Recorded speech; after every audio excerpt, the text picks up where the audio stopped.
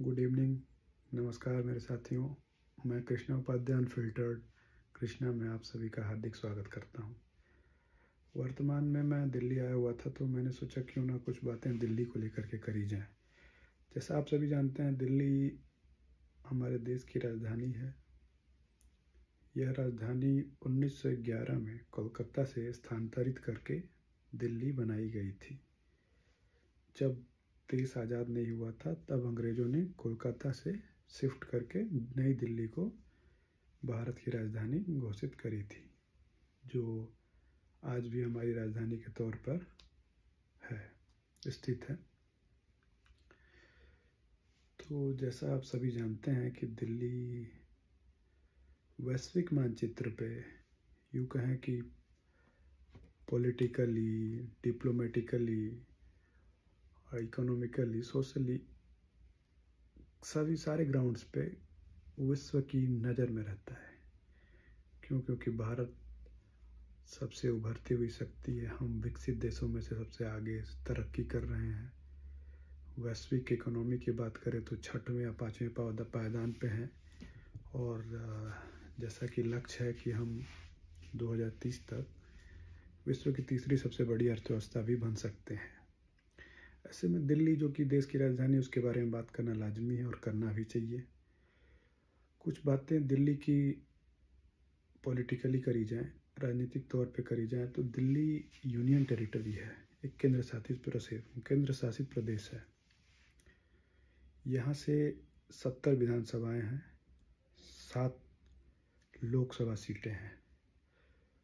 पिछले एक दशक में 7 के 7 लोकसभा सांसद भारतीय जनता पार्टी के रहे, और पिछले एक दशक में राज्य में जो सरकार है आम आदमी पार्टी की रही, और उसके मुख्यमंत्री माननीय अरविंद केजरीवाल जी रहे।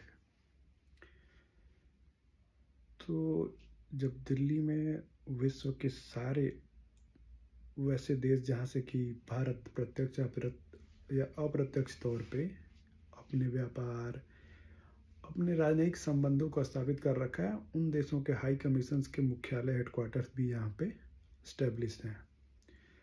एम्बेसीज हैं, डेलीगेट्स का आना जाना रहता है, डेलीगेट्स रहते भी हैं। लास्ट ईयर G20 भी इसी दिल्ली में कराई गई थी, जिसको लेकर के वैश्विक स्तर पे हमारी साख में और वृद्धि हुई। बिकॉज G20 सभी को पता है कि बहुत ही बड़ा आयोजन था। पहली बार ही हुआ था शायद इतिहास में भारत में, और वो स्थल जो सेलेक्ट किया गया था प्लेस, वो दिल्ली था। तो इसलिए वैश्विक नज़रों में दिल्ली की वैल्यू और भी बढ़ जाती है। पर एक जो सबसे महत्वपूर्ण चीज़ है जिस पे कोई ध्यान नहीं देता है, मैं कहूँ ध्यान देता भी है तो क्या है, वो तो हर साल की बात है, हमेशा की बात है।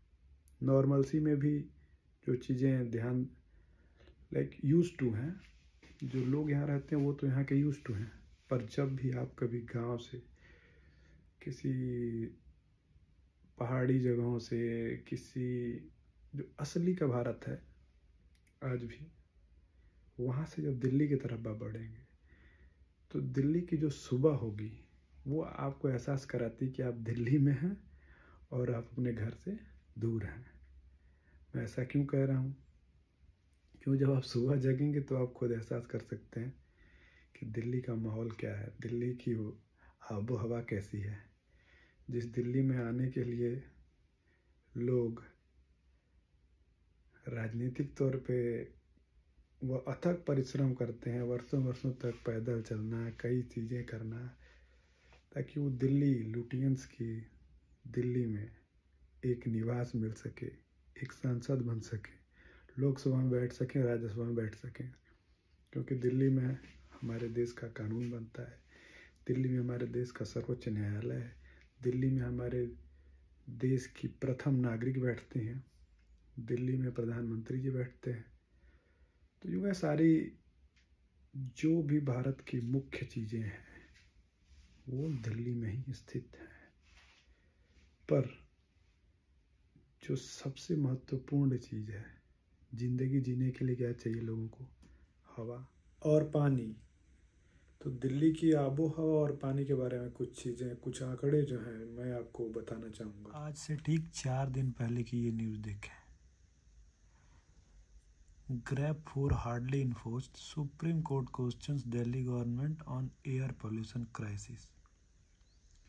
जैसा कि मैंने शुरुआत में अपने वीडियो के बताया था कि यहाँ पे देश का सबसे बड़ा न्यायालय, जो सर्वोच्च न्यायालय, वो भी दिल्ली में ही स्थित है।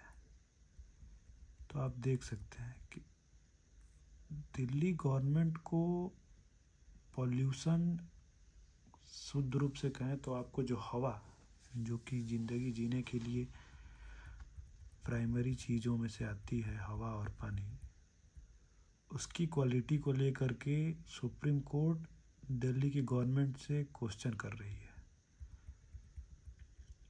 उसी दिल्ली गवर्नमेंट से क्वेश्चन कर रही है जहाँ की आम आदमी पार्टी की सरकार पिछले 10 साल से है और लगभग 95% उन्हीं के विधायक हैं।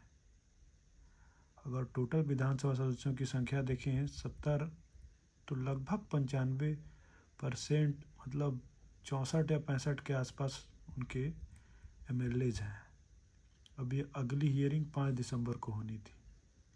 देखिए, दिल्ली सरकार की तो बात ही छोड़िए, पर एक और बात है कि हमारे देश में जो प्रधानमंत्री जी हैं, जन सेवा राष्ट्र को समर्पित हैं, जन सेवा सर्वोपरि है, क्या उन्होंने कभी आपकी स्वास्थ्य की चिंता करी है? क्या उन्होंने कभी दिल्ली वासियों की एयर पोल्यूशन को लेकर के कुछ मीटिंग्स करी है, कोई इनिशिएटिव लिए हैं, सेंटर के पॉल्यूशन मिनिस्टर को बुलाया है to organise a meeting on pollution in DELHI Delhi? देखिए भैया, दिल्ली की जो सरकार है वो तो हमेशा यही कहेगी कि साहब हमें ये काम नहीं करने देते, हमें वो काम नहीं करने देते।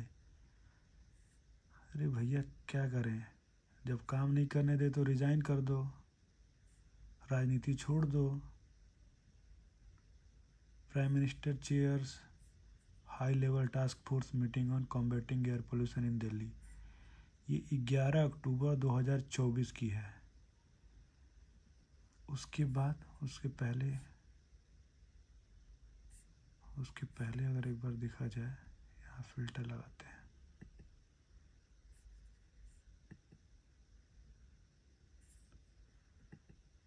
एडवांस सर्च में जा कर के फिल्टर लगाते हैं। देखिए, मुझे तो कहीं नहीं मिल रहा, अगर आपको कभी मिले तो आप हमें ज़रूर बताएं। गूगल न्यूज़ में कुछ नहीं रखा है भैया। मैं तो बस यही कहूँगा, अपने जान की रक्षा स्वयं करें, सरकारों के चक्कर में ना पड़ें। केंद्र सरकार हो, राज्य सरकार हो, सब एक जैसे ही हैं भैया। भारत में मनुष्य, इंसान की जीवन की कीमत कुछ भी नहीं है। अब हवा की तो बात हो चली, ज़रा पानी की भी बात कर ली जाए। देखिए, food safety and security authority of India एक भारत सरकार द्वारा डायरेक्टेड ऑर्गेनाइजेशन है जो कि हमारे फूड सेफ्टी को लेकर के ऑडिट्स करता है और उन्हें रेट करता है। बीते 3 दिन पहले ही इन्होंने जो पैकेज ड्रिंकिंग वाटर है उसको लेकर के एक रिपोर्ट दायर करी है। उन्होंने बोटल्ड वाटर जो है उसको हाईली रिस्क में की कैटेगरी में डाल दिया है।